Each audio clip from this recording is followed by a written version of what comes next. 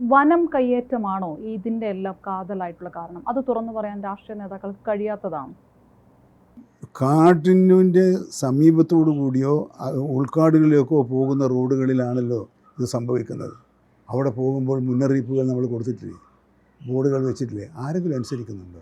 അല്ല, ഈ കാട്ടാന വന്ന് ചവിട്ടിക്കൊന്നതും കടുവ പിടിച്ചതും പുലി ഇറങ്ങിയതും ഒക്കെ ഈ അതിർത്തി റോഡുകളിലാണോ? ആണല്ലോ.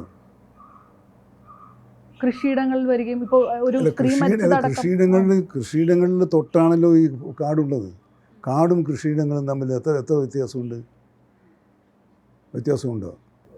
ഈ കടുവ പിടിച്ചൊരു സ്ത്രീ മരിച്ച സംഭവത്തിൽ വനം വകുപ്പ് അവിടെ ലൈറ്റ് പോലും ഇട്ടിട്ടുണ്ടായിരുന്നില്ല, പലതവണ പറഞ്ഞു, അതുപോലും ചെയ്തില്ല എന്നൊക്കെയുള്ള ചെറിയ ചെറിയ വീഴ്ചകളാണ്. ലൈറ്റ് ഇടണമെന്ന് ആര് പറഞ്ഞു? ആരോട് പറഞ്ഞു? എപ്പോൾ പറഞ്ഞു?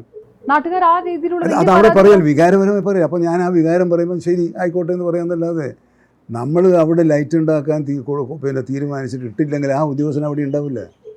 അപ്പോൾ ഈ വരുന്ന പരാതികൾ പലതും വികാരപരമായ സാഹചര്യത്തിൽ പ്രചരണത്തിൻ്റെ ശക്തി കൊണ്ട് വരുന്നു പോകുന്ന കുറേ കാര്യങ്ങൾ. എന്നാൽ ആ വികാരമുണ്ടാക്കാനിടയായ സാഹചര്യത്തെ ഞാൻ ന്യായീകരിക്കുന്നു. അത് സാഹചര്യമുണ്ട്, അത് അവരുടെ ഭാഗത്താണ് ഞാൻ.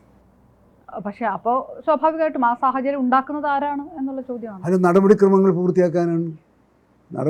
അതിന് നമ്മൾ പണം അനുവദിച്ചില്ലേ, അനുവാദം കൊടുത്തില്ലേ, ടെൻഡർ വെച്ചില്ലേ? ടെൻഡർ എടുക്കാൻ ആൾ വരാതെ എന്നാൽ ഒരു പ്രാവശ്യം ക്യാൻസൽ ചെയ്ത് 3 പ്രാവശ്യം ചെയ്യണമെന്നല്ലേ നിലവിലുള്ള വ്യവസ്ഥ? അപ്പോൾ ഞാൻ അല്ല, ഇനി ഞാൻ അതിനും കൂടെ ഒന്ന് പറയാം. ഇതിന് മുമ്പൊരു വനം വകുപ്പ് മന്ത്രി ഉണ്ടായിരുന്നല്ലോ, അദ്ദേഹം പറഞ്ഞല്ലോ ഞാൻ ശ്രമിച്ചിട്ട് പരാജയപ്പെട്ടതാണെന്ന്.